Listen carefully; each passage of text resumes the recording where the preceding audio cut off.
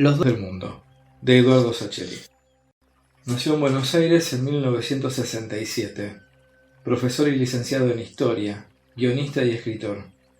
Publicó varios libros: Esperándolo a Tito, Te conozco, Mendizábal. Lo raro empezó después. Un viejo que se pone de pie y así unas tantas otras novelas. Las destacadas: Araos y la verdad, Papeles en el viento y Ser feliz era esto. Hubo una de las novelas que se llevó al cine, como El secreto de sus ojos, hecha por Campanella, de que también formó parte del guión Sacheri, con La pregunta de sus ojos, la novela que fuera llevada a la ficción. Arrancamos con el prólogo, muy al estilo Sacheri, Casi la verdad. Este libro habla de mi vida y de la vida de mis amigos, cuando éramos chicos y vivíamos en Castelar, en los años que siguieron al Mundial de Fútbol de 1978. Sin embargo, este libro no dice la verdad. Y no dice la verdad por varios motivos. Primero, no creo que uno pueda encontrar la verdad, si es que existe, en las páginas de un libro común y corriente como este. Un libro que habla apenas de algo tan doméstico e intrascendente como una vida suburbana. Segundo, nuestros recuerdos siempre son un invento, una ficción, un relato que nos hacemos a nosotros mismos. Nuestros recuerdos son un cuento que nos contamos. Y en los cuentos la realidad tiene sí o sí que abandonar sus certezas y sus exactitudes. Tercero, a los escritores nos gusta contar historias. Y aunque nos propongamos mantener los pies sujetos a la tierra y las palabras atadas a los hechos, tarde o temprano sucumbimos al deseo de que lo que contamos tenga cierta belleza. Y la belleza exige atajos, trampas, exageraciones u ocultamientos. Cuarto, yo no sé si este libro, en una de esas, puede terminar cayendo en las manos de quienes protagonizaron junto a mí estas historias. Y si sucede semejante cosa, puede ser que los chicos y chicas que se criaron conmigo no quieran que esas historias salgan a la luz. Y están en todo su derecho. Aunque yo haya crecido, mis enemigos dirán que en realidad he envejecido. Conservo la fe en ciertos principios inquebrantables. De manera que jamás me convertiría por simple placer en un delator, en un buchón, en un cobarde que manda al frente a sus amigos. Abuelita Nelly, que vivió 103 años, me enseñó muchísimos refranes. Y uno de ellos indica que se dice el pecado pero no el pecador. Nada más cierto. Yo no voy a delatar aquí a ninguno de los pecadores que pecaron conmigo. Sí, voy a contar nuestros pecados, nuestras maldades y nuestras hazañas. Me regodearé con nuestras victorias. Confesaré hasta con cierto orgullo resentido alguna de nuestras derrotas. Pero conservaré el secreto de quién fue quién en ese pasado que compartimos. Haré un revoltijo de nombres, una mezcolanza, para que nadie sepa del todo a quién le tocó qué papel en esa vida que tuvimos. Sin embargo, casi todo lo que se cuenta en este libro es verdad, pero ese casi, el que lo cambia todo, casi todo es verdad.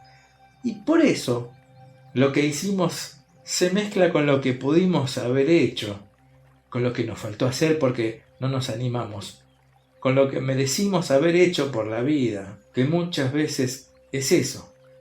Nadie, salvo nosotros mismos, puede saber dónde están exactamente sembradas las mentiras que están ahí, entre otras cosas precisamente para que nadie pueda seguirnos del todo el rastro. Así, mis amigos y yo, estaremos a salvo. Ningún vecino podrá venir a reclamarnos por nuestras antiguas fechorías. Ningún antiguo rival podrá exigirnos explicaciones. Y nuestro pasado podrá soltarse y correr por las veredas, esas mismas veredas en las que corrió y jugó nuestra niñez. Pelotas perdidas. El peor árbol que existe para que te crezca en un campito es una palmera. Lo digo así de claro y contundente. Es un axioma, un principio indiscutible. Puede ser que, además de ser indiscutible, sea un principio inútil. Uno de esos conocimientos que no sirven para nada. Y eso, por muchas razones. Por empezar, porque es probable que para cualquiera que tenga menos de 30 años, la palabra campito no signifique nada. Y no signifique nada precisamente porque los campitos están virtualmente extinguidos, como el asno salvaje sirio o el leopardo de Zanzíbar. Antes de seguir, aclaro que los ejemplos que acabo de anotar los sé por internet, y no porque sea especialista en zoología. En mi niñez existían en los barrios dos tipos de canchas de fútbol, en las que los pibes podíamos jugar: las canchitas y los campitos. Hoy, como ya soy un adulto y por lo tanto se me han agarrotado los reflejos para captar el mundo completo, tengo que hacer un esfuerzo para fundamentar la diferencia entre unas y otros.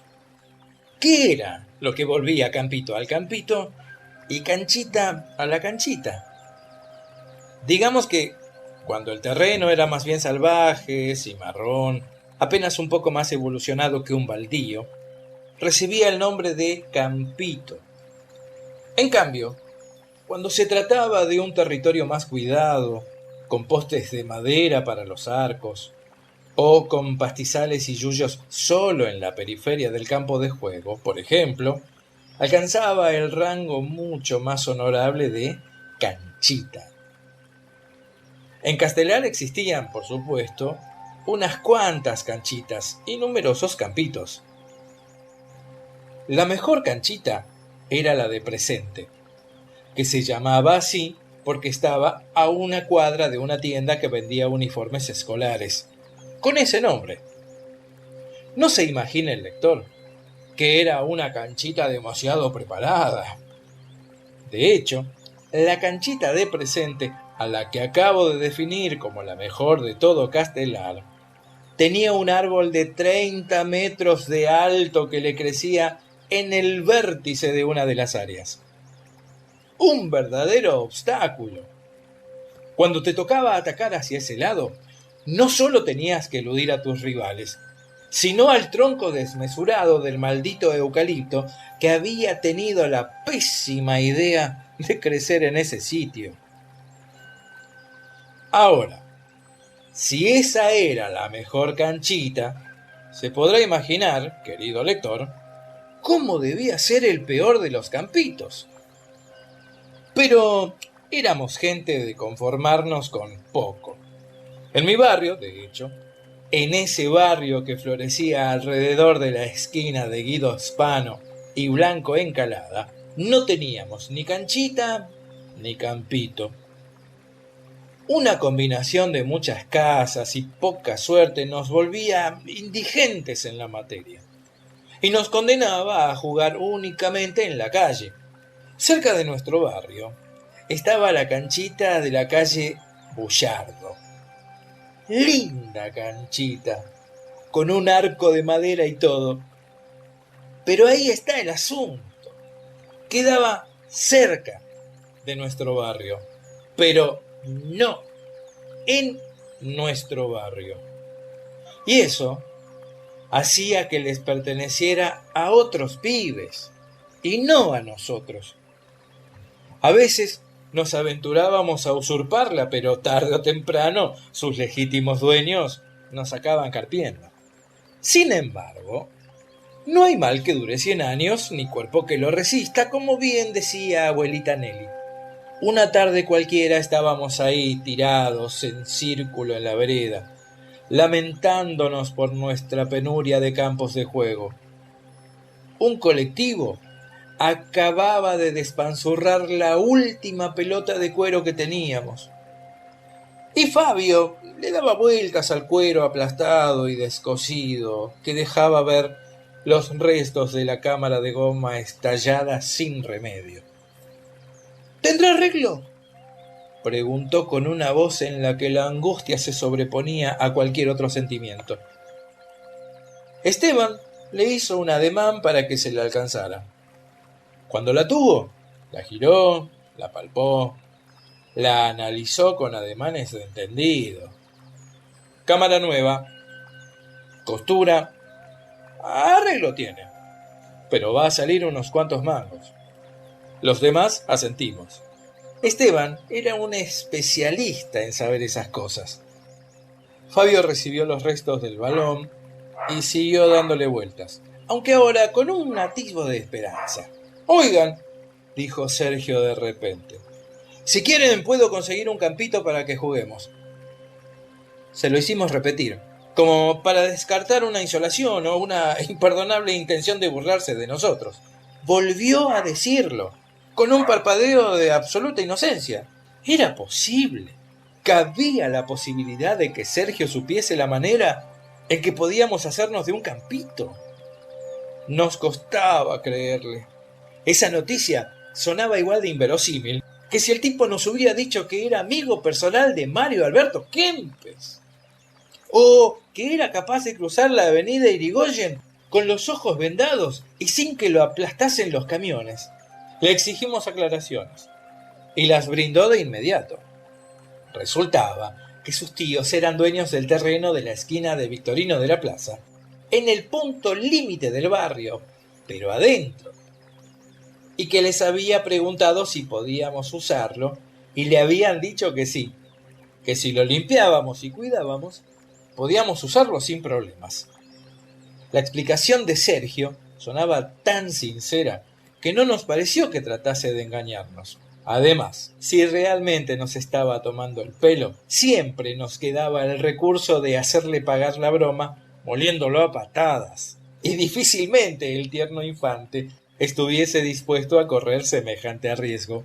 De manera que ahí nos fuimos a inspeccionar nuestro dominio recién adquirido y los trabajos necesarios para ponerlo en condiciones. Era un terreno en esquina, bastante grande, rodeado por un alambrado alto y cubierto de ligustro. En un costado se podía pasar saltando un portón de madera cerrado con candado. Hasta los más escépticos tuvimos que aceptar que era verdaderamente la tierra prometida. Sobre uno de los lados, además, alguien había plantado un par de naranjos a unos 5 metros uno del otro. Estaban apestados y se habían ido en vicio. Pero nosotros no los queríamos para comer naranjas, sino para que sirviesen de postes para un arco. Dicho sea de paso, ese arco nunca resultó una maravilla. Los árboles no tenían un tronco único que saliese recto hacia arriba, sino un montón de ramas gruesas que se abrían desde el tronco hacia los lados, muy abajo.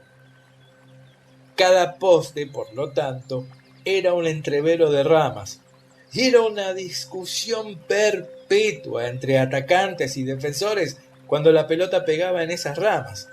Decidir si cobrábamos gol, rebote en el palo, córner o saque de arco. Los que atajaban ahí, además, sufrían especialmente. A todos nos maravillaba el modo en el que el Pato Fillol, arquero de la selección campeona del 78, volaba de palo a palo sacando balones imposibles de los ángulos. Pero cuando nos poníamos a imitarlo en ese arco, indefectiblemente terminábamos llenos de raspones, estrellados contra el ramerío como mariposas en el radiador de los micros de larga distancia. De todas maneras, teníamos problemas más urgentes. El terreno estaba abandonado desde hacía mucho tiempo, y donde no crecían los yuyos tan altos como nosotros, se acumulaban montañas de basura, juntada ahí desde tiempo inmemorial. Como nos sobraba de voluntad lo que nos faltaba de herramientas, los más grandes nos pusimos a arrancar los yuyos con las manos. Y pusimos al personal a nuestras órdenes, es decir, a los pibes más chicos, a cargar manojos de basura hasta el cordón de la vereda. Cuando la fatiga amenazaba con derrotarnos, nuestros jóvenes esclavos amagaban a dejar el trabajo y parecían inmunes a todas nuestras amenazas, y los mayores teníamos las manos enrojecidas cuando no apoyadas. El papá de Nicolás vino a salvarnos. Trajo la máquina de cortar pasto, un cable de 50 metros para enchufarla en lo de un vecino y 2 machetes enormes y filosos para atacar la espesura. Mientras su papá se dedicaba a manejar el catafalco y a gritarnos que no pisásemos el cable a riesgo de quedarnos pegados, recuerdo que en mi niñez me costaba conciliar la noción de electricidad con la de pegamento.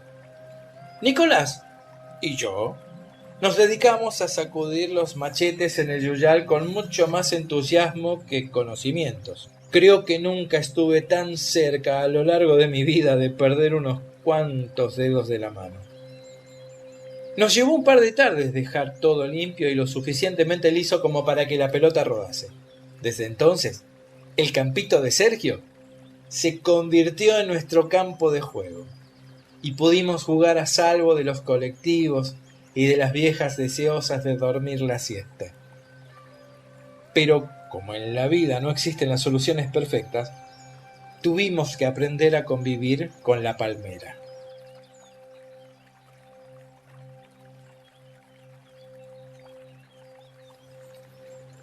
Y ahora regreso al principio de este relato, para repetir que no hay un árbol peor para que te crezca en un campito que una palmera.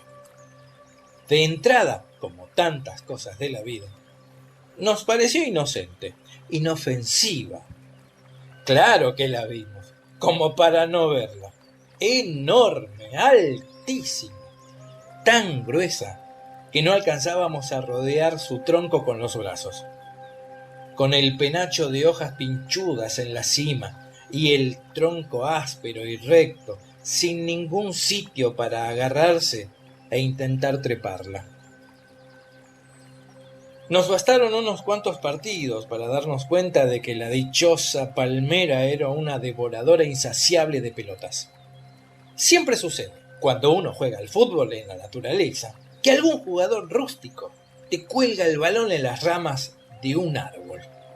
Es inevitable. Pero cuando sucede, uno supone que tarde o temprano conseguirá recuperar la pelota, trepando por las ramas, haciéndose pie con los amigos, tirándole cascotazos, sacudiendo el follaje. Esas estrategias funcionan en todo tipo de árboles, en sauces, en pinos, en fresnos, en paraísos, en tilos, en cedros. Pero son inútiles cuando se trata de una palmera, porque la pelota se encaja allá arriba, en el centro del penacho ese de hojas pinchudas. Y salvo que uno tenga un helicóptero, no hay modo de llegarle a ese corazón lleno de trampas. Escalar el tronco es imposible. Tirarle piedrazos es inútil. Y zarandear las ramas, impracticable, porque como mucho lo que vas a lograr es que se desprenda una y se te venga encima con todas esas agujas. Tirarle piedrazos es inútil y zarandear las ramas, impracticable, porque como mucho lo que vas a lograr es que se desprenda una y se te venga encima con todas esas agujas filosas que te pueden dejar cosido a pinchazos. Parece mentira cómo la vida parece dispuesta a torcer sus caminos. Porque nosotros, que con el campito de Sergio nos habíamos librado de los reventones de pelotas bajo las ruedas de los colectivos, empezamos a verlas desaparecer en las fauces hambrientas de la maldita palmera. Cuando a los arqueros desprevenidos se les daba por sacar alto, las caras de todos quedaban estáticas, clavadas en el cielo. El aire se quedaba quieto y dejaban de escucharse los sonidos, salvo algún aullido de pánico mal contenido.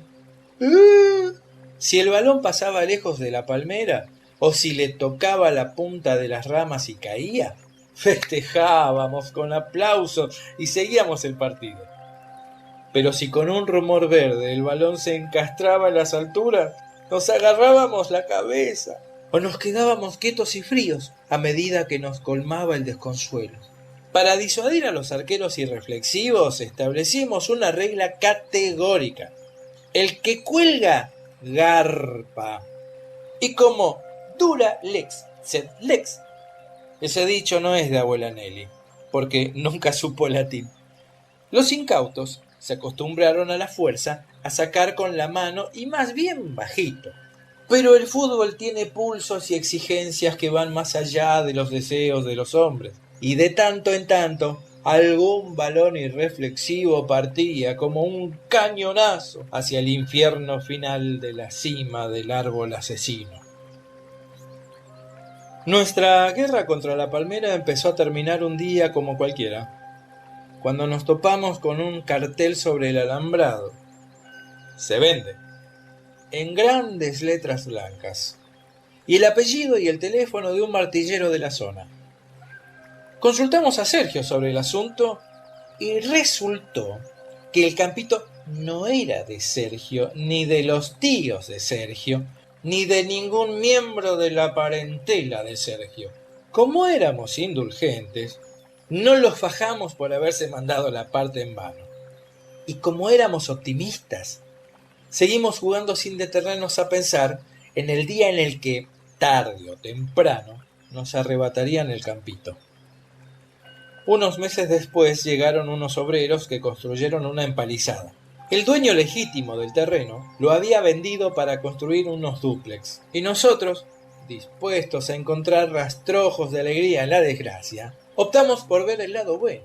Nos quedábamos para siempre sin campito, pero para construir los dúplex iban a tener que derribar a nuestra enemiga, y nosotros recuperaríamos de un saque todas las pelotas que a lo largo de 3 años la palmera nos había ido arrebatando.